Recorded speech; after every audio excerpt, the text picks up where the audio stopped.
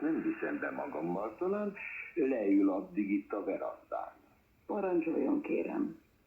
Tudni illik, a nagyságos asszony és a gyerekei tulajdona itt minden. A ház, a szőlő, a bútorzat, az állatállomány. Nekem csupán a kötelességem, hogy a szabadalmi irodából felszólítsam férje urát az el.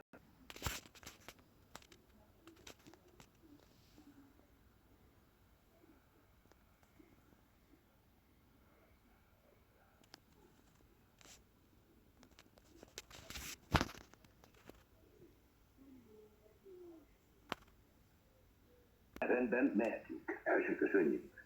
Tudja, nem fontos. Úsgyé. Jobb, ha mi holnap távolodunk. Majd aztán mondok. Ezekre gondoltam a gyors távozás kapcsán, lehet, hogy a barátom is. Mert hogy eddig az udvaron nem jelentkeztek, de jelentkezhettek. Hát használjuk fel a kedvező alkalmat az avartalan távozásra. Elhagytuk a házat.